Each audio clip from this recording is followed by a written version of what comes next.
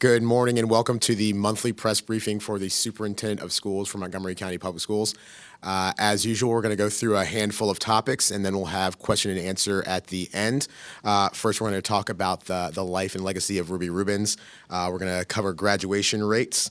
We're going to talk about students and serving all students in Montgomery County Public Schools. And then we're going to talk about the impact of the coronavirus on school systems. So to get this started, I'm going to turn this over to Dr. Jack Smith.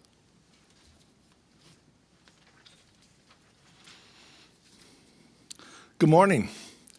I'd like to start today just by celebrating and recognizing and remembering a person who was incredibly important in this community who passed away last week. Ruby Rubens was a well-known education, housing, and human rights advocate. She was the first African-American school board assistant, so she assisted the school board of Montgomery County for 4 years, and she passed away last week at age 86. This was a shock to everyone because we have recently and regularly worked with Ruby. She comes to our hearings. In fact, I had a meeting scheduled this afternoon with her to talk about issues of education. And so it's both a community loss and a point of real grief, I think, for everyone. Her son, Dr. Joe Rubens, is one of our principals at Kennedy High School, so he and his family and his staff all certainly are affected by this.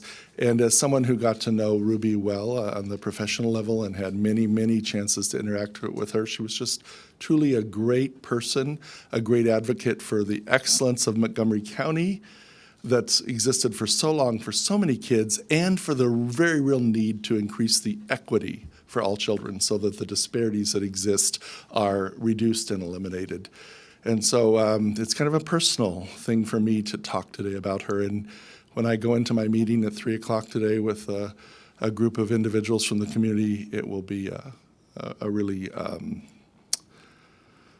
impactful moment that she won't be there, and I don't know that I'm even prepared for that. But I did want to recognize what she has meant to this community and how personally I feel so touched and inspired and helped by having her be a part of the conversations around how we reach and meet all the educational needs of the children in Montgomery County. So Ruby Rubens, we just want to celebrate and recognize her life and her work and her very real purpose in our community for decades. So, also want to talk about graduation rates. That was an area that Ruby and I and many others have discussed over the past 3.5 years.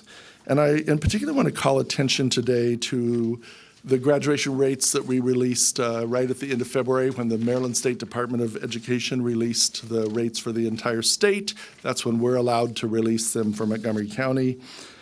And we, in particular, want to call attention to the fact that all of our student populations showed improvement. Virtually all of them showed improvement of some kind. We have a couple of areas that where the graduation disparity has been pretty significant. It is persistently lower for students receiving special education services. That's for two reasons. One is because students are allowed to receive services until they're 21. Any student is, and many of our students who receive special education services receive services until they're 21 in a very purposeful way under their individual educational plan. The second reason that it happens in special education is because we can't always find the way to meet the needs, and that's something we're striving for, to meet the needs of our students, each one individually, and continue to work on with urgency every day. A group of students where we did see some real change this year was around students receiving ESOL services, students for speakers of other languages, and English learners, they're referred to in the state of Maryland. And one of the things that people don't understand is that when you're receiving ESOL services and you're counted in that student population in the graduation rate, that means as a 12th grader, you're receiving those services.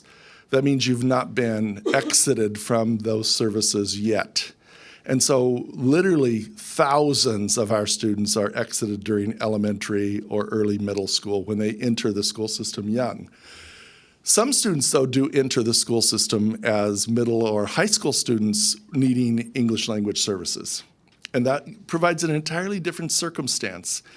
And what we saw was that from 2014, we had 411 students who were in that cohort of students in that graduation year, 2014, 411.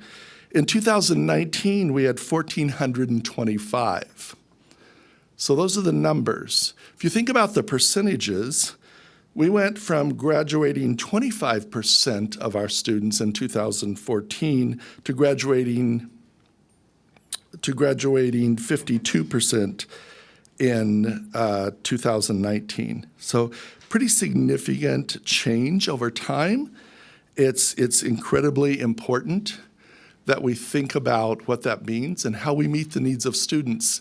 I'm very happy about this, but we want to serve students until we've added as much value to their lives as we can. So if they come to us and they don't graduate with their four-year cohort, we don't see that as a failure when they're acquiring English and maintaining that other language.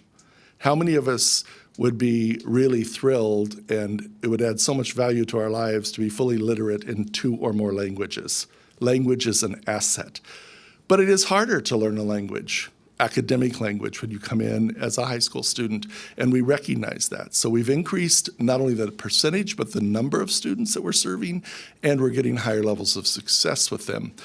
And I just think it's incredibly important that we highlight this, as well as all students. Our goal is that every student walk off the stage with a diploma, with the skills, knowledge, understanding, and sense of well-being and self to walk out in the world, go into credit-bearing classes in college, go into living wage jobs, go into internships, the military, whatever they want to do, and have that really good first step out of high school. Critically, critically important.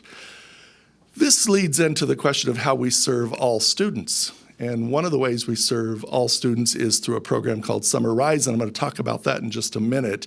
And it's a terrific program, and we have Elaine Ching-Baxter here. But first, I'd like to talk about the questions we've been getting recently about serving 19, 20, and 21-year-olds in high schools. And I really want to push back on people that are confused about that or concerned about that. Obviously when there is a allegation of a crime, as there has been recently around a couple of students who go to 2 different of our high schools, then people look at all the information. But let's think about the larger picture of students. I predict all of us went to 9th grade at one point. We were probably about 13, 14, or maybe 15 years old when we started 9th grade.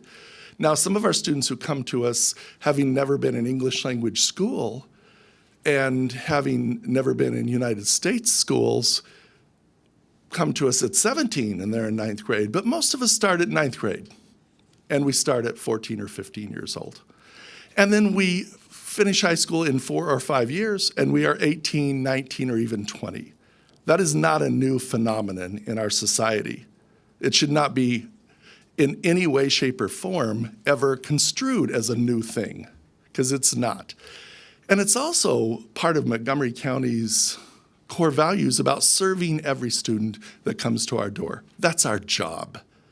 What sort of society does not serve students in its educational institutions who need service? And we shouldn't decide because someone's 18 or 19 that they are more of a threat to our society than someone who's 14 or 15 or 25 or 45 or 75. Those are not reasonable things to decide. So I feel a little aggressive about that, frankly. We should serve our students, and we should give them value in their lives.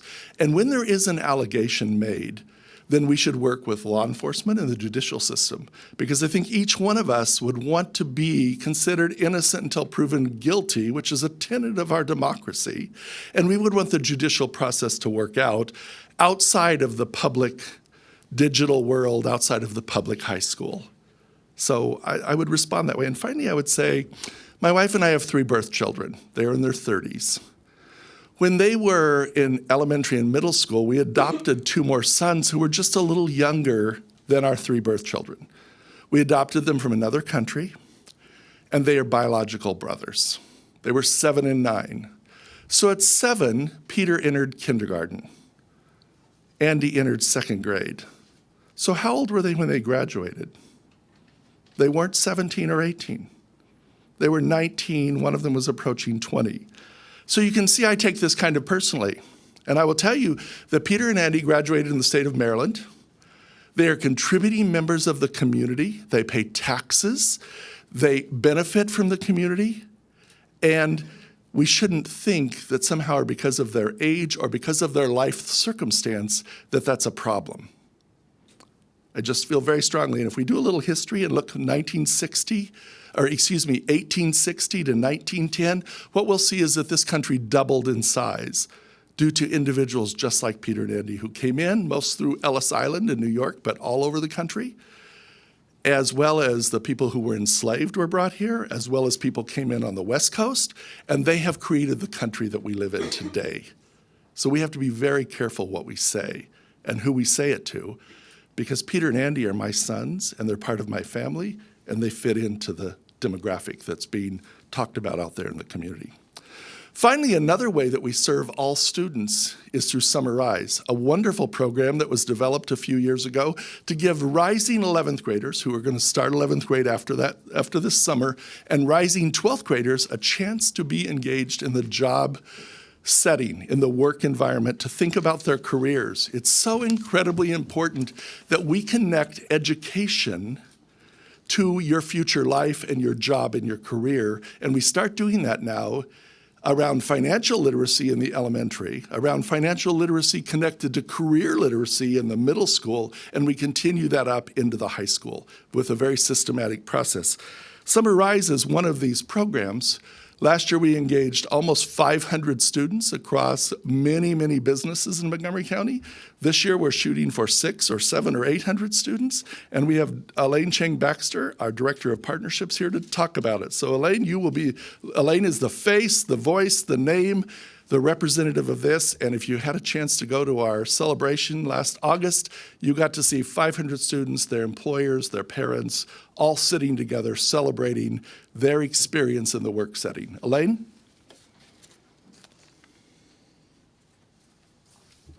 Good morning, everyone, and thank you for this time.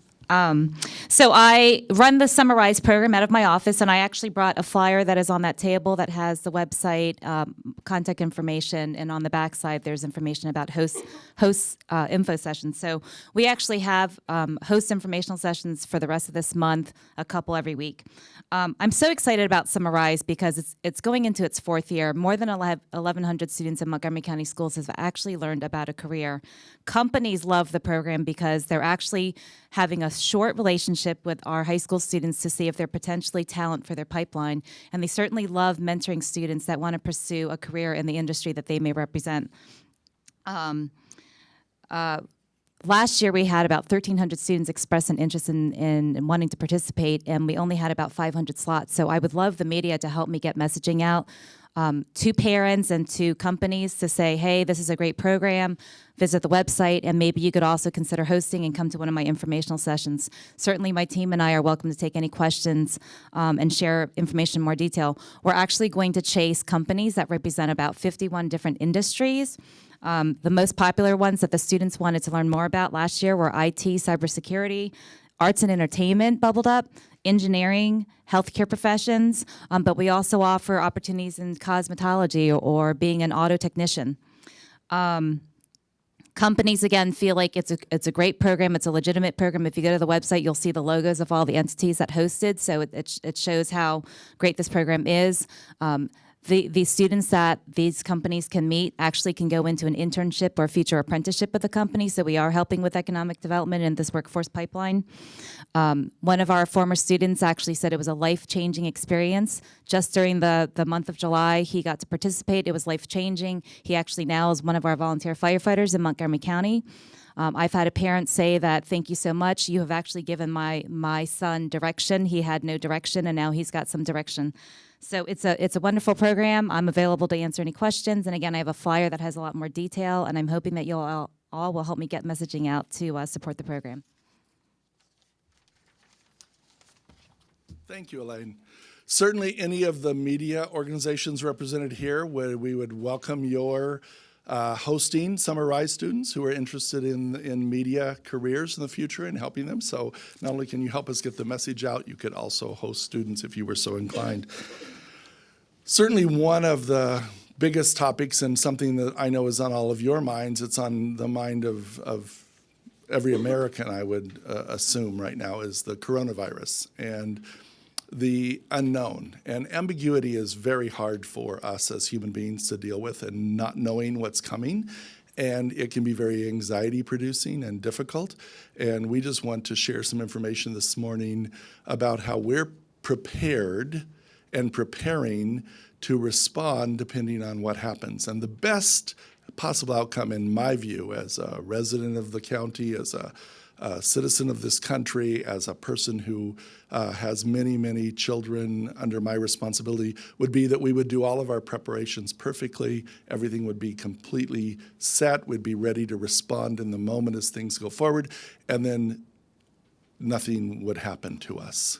That would be my hope and prayer, but we can't count on that, so we have to be prepared. And Dr. Monifa McKnight, our Deputy Superintendent for the Montgomery County Public School System, and Dr. Travis Gales have been working hand in hand here, along with Dr. Zuckerman and many other people in the school system, to do everything we can do as this situation evolves. So I'm going to turn the podium over to them. They're going to share some information, and then we'll be ready to respond to questions about any of the topics we've covered today or anything else. So Dr. Gales, Dr. McKnight. Thank you, Dr. Smith, and good morning, everyone. The coronavirus has been a topic of discussion, and so I'd like to just be able to give some overall information in regards to how MCPS is preparing. So I first want to begin by saying MCPS is committed to the health and safety of our 166,000 plus students. That is a lens we bring to our work every day, and we are reinforcing that as we prepare for this coronavirus. And so with that, I'll say that we've been working very closely with the Department of Health and Human Services and other county agencies to really provide timely updates to our community. If you're looking at the news, you'll see that there are different things that occur every day, and so to make sure that there is accurate and timely information available to the community is critical and key.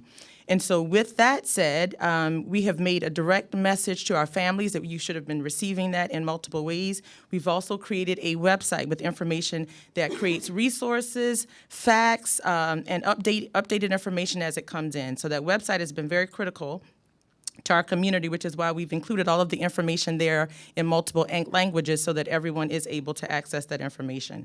We're also sharing information via social media and other traditional ways that we share information through media sources. So again, our purpose is to make sure that we give timely, updated, accurate information, make that available to our community.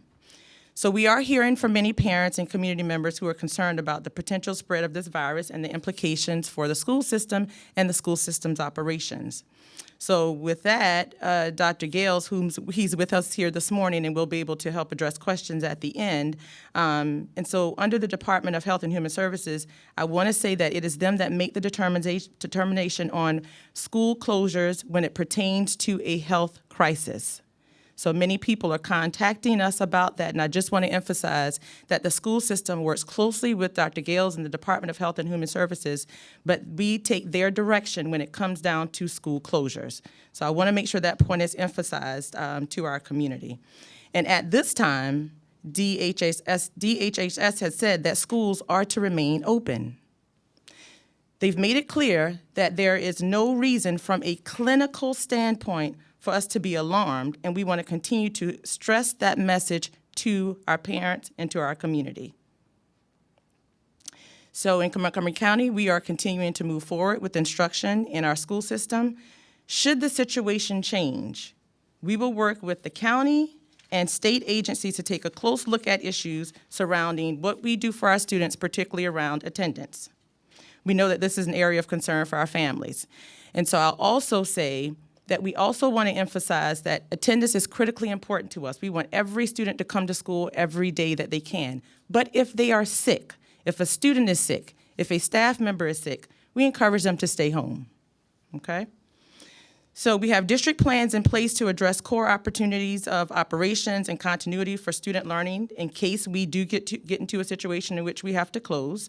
And staff from MCPS are going to continue to participate in tabletop exercises with the Department of Human Services and other county agencies on the coronavirus to build our collective knowledge and understanding of how we move forward. With schools and facilities, we are doing a number of things. We're reminded that our students and staff practice best overall health practices as they normally do during the cold and flu season. We're distributing informational posters from the CDC to all schools and emailing the information to parents, again, in multiple languages. For instruction, just to point out a few things, we are working with our partners, our building level leaders, our principals. We are also working with our associations, union leaders to figure out what do we do if we get to the point in which we have to provide instruction in a different way to our Montgomery County Public School students. Right now, we're looking at the resources that we have available and how we will utilize them appropriately. For instance, in MCPS, all of our students have a Google account for education that provides them the ability to participate with online activities in a structured manner. If we get to a point in which we need to utilize that manner appropriately, we will have discussions about that. So again, we're looking at all of the resources that our students are used to and used to using and are available if we need to utilize them in this process. And in order to meet the needs of our students, because equity continues to be a focus in all of our practices and all of our operations, we also recognize that maybe not all students will have access if they are not in school to some of those technology platforms. So with that, we want to be consistent in our implementation of educational resources and materials. So we are planning appropriately to make sure whatever materials are made available, they are available in hard copy as well. So we will continue to follow the direction of the Department of Health and Human Services in bringing our facilities back to normal if we ever have to move into a situation of closure following their directions. We're going to continue to update our website and all of those sources to make sure that our community has timely information about the progress of how MCPS is working through this and our operational status and how we utilize that with our regular methods. And we're ready to stand with the Department of Health and Human Services and other county agencies if our buildings have to really move into an emergency perspective and have to work with them through situations of closing or any other operations that may impact our school system or our county. So with that, I'll say that Dr. Travis Gales will be here with me this afternoon to address any questions that you may have, particularly as it relates to this. All right, well, ready to take questions? Question on what you're saying when children are sick. Can or we when a grab staff the member is microphone for you? sick. Okay, when you're saying that when someone is sick, that they should stay home, what happens if you have a family situation, multiple people sick? Again, are you concerned about, we've heard about people quarantining, et cetera. Is there direction on that yet? So again, if we have a situation where there's quarantine, we will follow the direction of the Department of Health and Human Services. There's nothing, in terms of students staying home or families staying home when they're sick, we've had families impacted by the flu and just really following through regular procedure. And following the CDC guidelines, if you're sick, reach out to your healthcare physician to get guidance is always the first step. So we continue to send that message, encourage people to do that.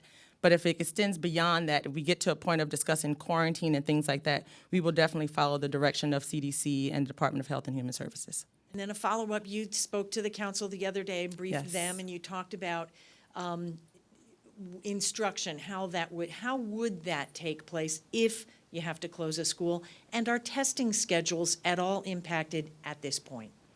So in terms of how we will continue with instruction, that is a decision that we will have to make in collaboration with a number of our partners, as I mentioned earlier.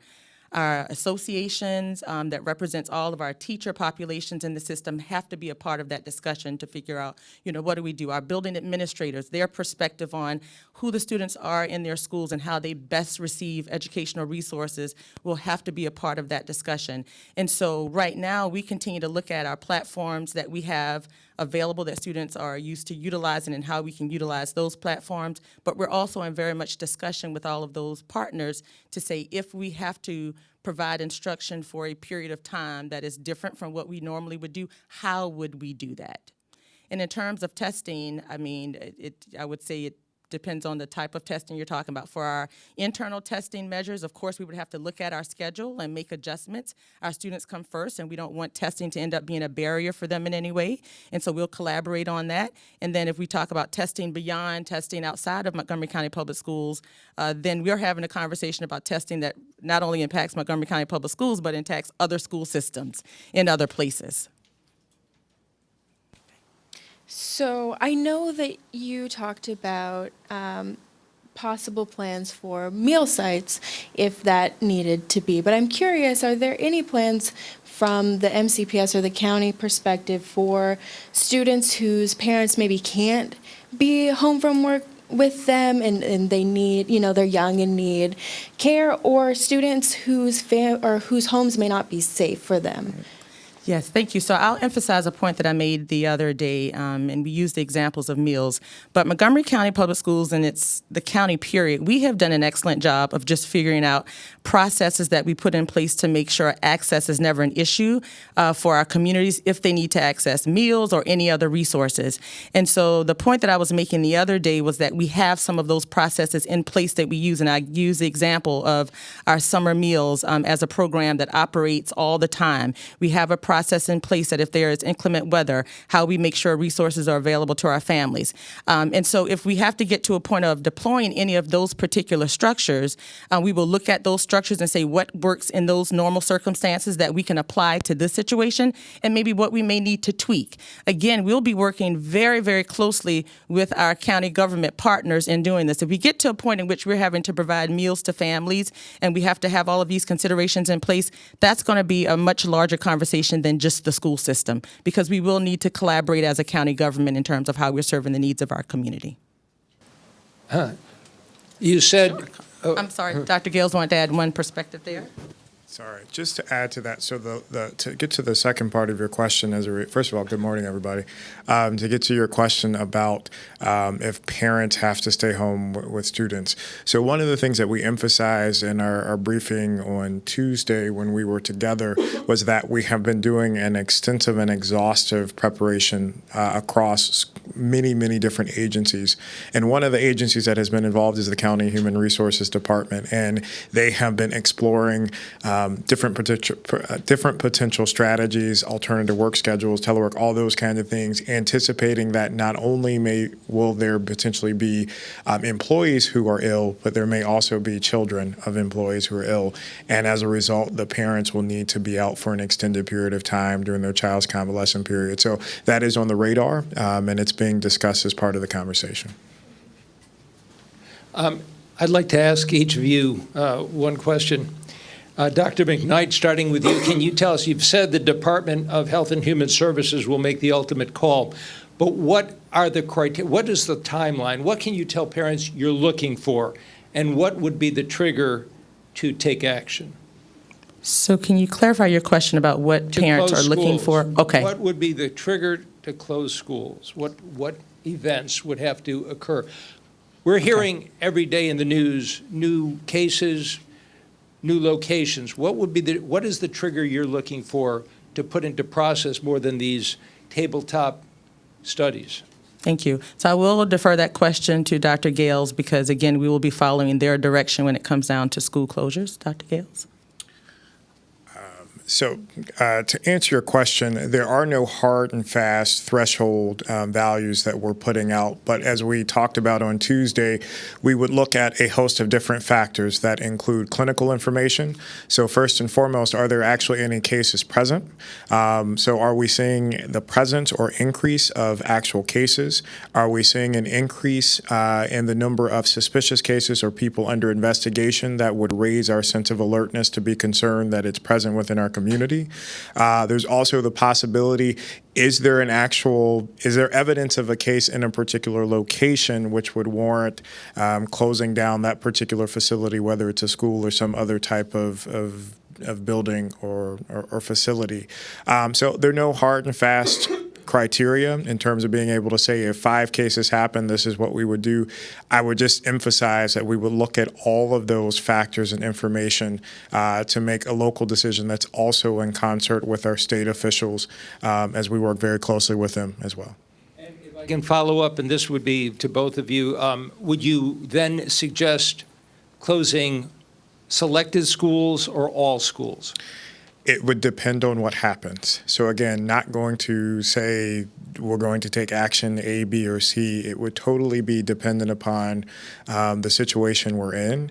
If you look across the country and actually look across the globe, there have been different decisions made. So for example, Japan proactively closed their school system for a month. And recently, I think on Tuesday, Seattle chose to close their school system for an indefinite period of time so that they could do a deep cleaning of all of their different facilities since they've seen a sharp increase in cases. So it would totally be dependent upon the reality that we face, and again, based upon the criteria that I laid out shortly.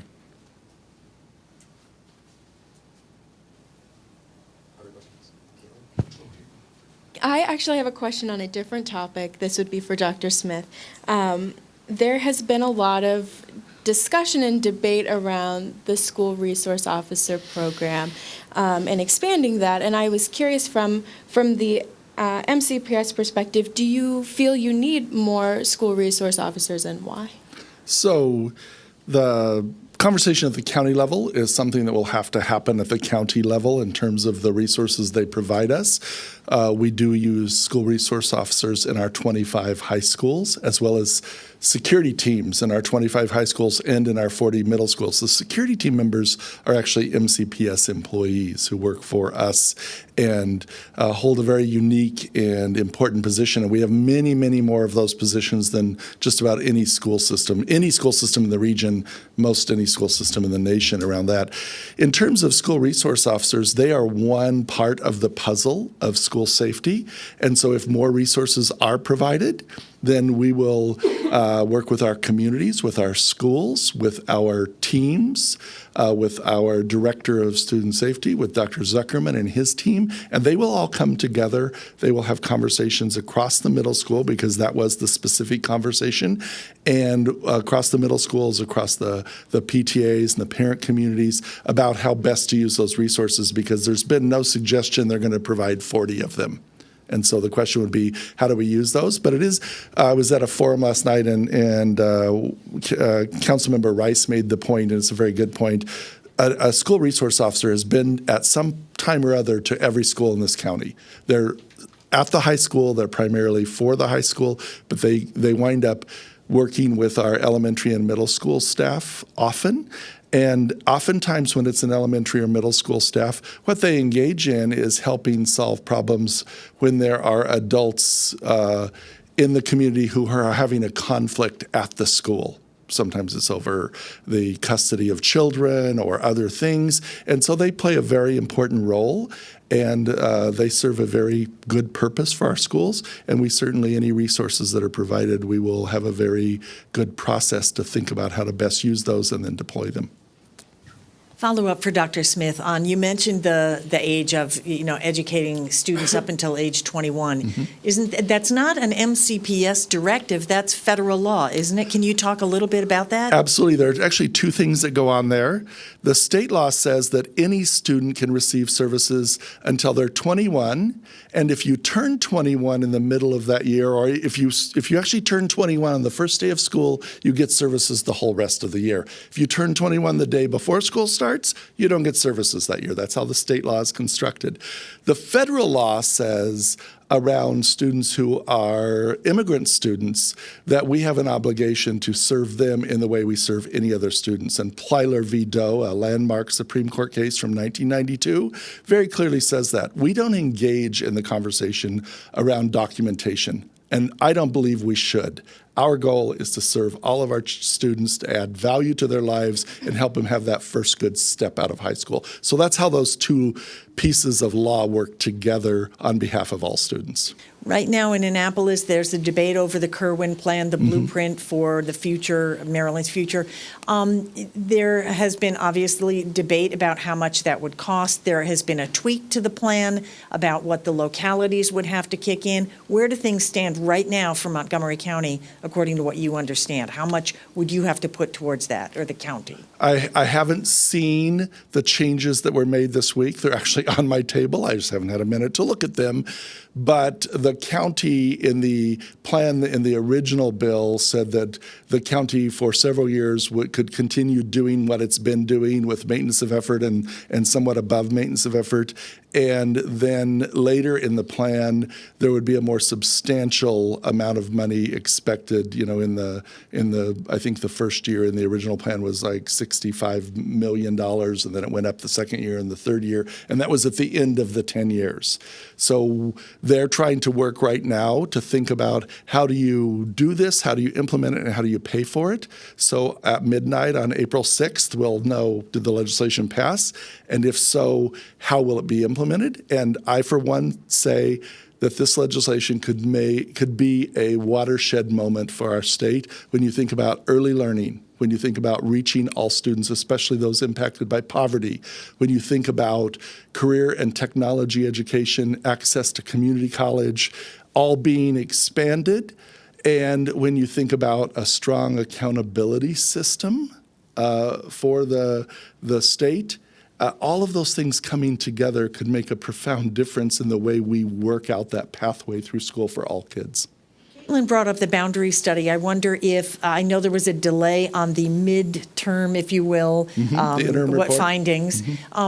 What will people expect to see, and can you respond to some of the comments out there in the community about, oh, no matter what happens, they're going to do what they're going to do anyway? Okay, well, I understand that we often say that as members of this society when we see things about the Congress or the county council or the General Assembly or the school board. The fact is that if we're going to be thoughtful and really do our work correctly, we have to continue to work through the processes and look at the information. And as Dr. Gale said so well a few minutes ago, you look at all the circumstances and then you make decisions about what to do next. So in terms of the boundary study, it'll give us foundational information. We have, depending on how our construction projects are funded in this current budget, we have 5 different projects in the next 2 years that are going to have to require some look at attendance areas. This boundary analysis will inform and support our specific work around those 5, as well as future work across the county and the utilization of schools, the geography, and how that affects transportation. I've said many times, our goal is not to put students on buses if they currently walk to school. Walking to school is a good thing. It's good for the environment. It's good for students' health and well-being, and it's very good for our budget because we don't have to spend money on transportation then. So those are the sorts of ways we think about that. Hi, Chris. Hi. Dr. Smith, thank you for giving us the opportunity to get some more developed background on the coronavirus. But I'd like to ask you, as school superintendent, the kind of responsibility that you feel, the weight you feel on your shoulders. There are employers that have perhaps one place of business that they're worried about a certain number of employees. You have 208 schools. You have 166,000 students. How is this coronavirus and the responsibility for it weighing on you? Heavily. It's heavily. It's the last thing I think about at night before I fall asleep, and it's the first thing I look at in the morning when I get up. I was looking at it at 5:30 this morning. What do I know right now? I saw there was 2 schools closed in New York for cleaning. So I look at it all the time. It absolutely requires that we be fully integrated together, that we talk. We've already spent dozens of hours. I would say Dr. Zuckerman's probably spent hundreds of hours in the last, since this started, 6-8 weeks, whatever it's been, and it's grown every day. He's actually leading a group that talks every single day, and then they connect with Dr. McKnight and me. Dr. McKnight connects with Dr. Gales, and we are very purposeful that we keep those lines of communication very tight, because I don't want to call Dr. Gales and ask one question, and then Monifa call and ask a slightly different question. We want to keep it very tight, so whatever we communicate is a common understanding understanding, a common next step, a common way of doing business. And if it weren't for that collaboration and coordination and with our county government and all of our agencies, then I don't know how I'd cope with this, frankly. And I just need to be blunt about that. And if I could follow up, I didn't want to leave out the 24,000 you have in staff. That's right. As well, the responsibility for. So I asked about at what point do you close schools? At what point do you clean schools? Do you go into an intensive cleaning, either to close them during a weekday or over a weekend? Well, what's the game plan on that? That would be exactly what Dr. Gales talked about a few minutes ago. We'd look at all the circumstances. We'd look at whatever's going on, and we'd take direct information from him and advice from him and direction from him. And that's what we should be doing, because we can't have lots of people trying to run this. We have to have a person who has the integrated knowledge, and he is very, very good. We've worked with him several times in the few years we've been here on different health issues, and he's a person who knows what he's talking about and will give good, solid medical, logistical, community advice, and that's what we need and that we're so dependent on. How you doing, Superintendent? Hi, how you doing? I'm all right. Thanks for holding this and updating the public with what you guys have planned to do. I know one of the aspects were that there'll be certain online videos that will be available to parents and students and things of that nature. Could you foresee in the future having this be another method to replace, let's say, snow days or something that you have off? Could this be another alternative option in that aspect? Well, the state of Maryland, so far in the state board regulations and the state law, has not permitted that. All inclement weather days and those sorts of things previously have been required to be made up or waived by the state board in rare instances. This might inform a different practice in the future. I frankly hope that never happens, because I don't want this to happen. But if it does, it will certainly inform all of our practice at the state level and the local level about what happens. What we know is we use a lot of digital tools right now, and they're best used in the integration of adults and direct instruction, group work, digital. We all use that stuff all the time. I don't foresee it ever becoming a digital world in education only, but certainly it could inform our practice around inclement weather. I hate to date myself, but I've been around since we were preparing for year 2K. Yes. And at that time, people were talking about the plans that they had in place. I'm curious as to how much have you had to reinvent the wheel? Obviously, things have changed since then, but we've talked about the plans that you'll have to do, but are they ready? Do you have things like, we'll pick up this notebook and this will be our thing, and this process is already, do you have a roadmap already in place thanks to previous situations? Those are the foundation for this, but we also have to know that every situation has new circumstances and requires different thinking. So we've been trying to, right now, as Dr. McKnight said, take all of our resources, pull them together, know what we have, what's available, how can it be deployed, and working very closely with our teachers, our administrators, our support professionals about their role in this. So we've gathered the what do we have? Right now we're working on the how. In fact, there are meetings today and tomorrow to think about the how we do it, because all of our 24,000 employees will be affected. Everybody will be infected if there's a worst case scenario. Affected, not infected. Everybody will be affected if this happens. And so we've got to really understand that, someone asked earlier about closing a school. One of the things I often get criticized, why didn't you just close the schools in the North County or the South County? Well, I happen to have thousands of employees who work in the North County and drive from the South County, or work in the South County and drive from other areas where they can't get here. And so it's very complicated, and we have to look at every piece of that, and we have to do it under the very integrated, close understanding, because the medical parts of this are very different than a snow day or even than some of the past medical things. And Dr. Gales could talk about that. I'll stop there because that's all I know about the medical parts of this. So. A question for Dr. Gales? So how closely are you in touch? I know that Governor Hogan just was tweeting about, again, updates on coronavirus. How often are you getting these updates? How close touch? And the money that he said that could be used for emergency use, I think it's up to $50 million. Again, how would that work here? Can you answer a few of those? Sure. So there are multiple layers to your question. I'll tackle the first part. So interesting arrangement. I actually happen to be an employee of the state, and I report directly to the Secretary of Health, Robert Neal, and Deputy Secretary Fran Phillips.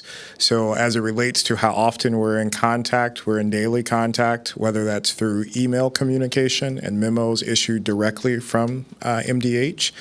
Or through constant communication through phone. So we have a standing weekly phone conference with all of the health officers from across the state with the Secretary and Deputy Secretary's offices. That also includes the state epidemiologist, Dr. David Blythe, who is integral in helping shape and execute the state's preparedness plan and action plan. In addition to that, so the standing phone call happens, and then we have ad hoc phone calls as needed. We have met in person at least twice since the end of January when the first cases were reported, and it popped up on everyone's radar. In addition to the state communication and collaboration, we also are very closely aligned with our regional partners.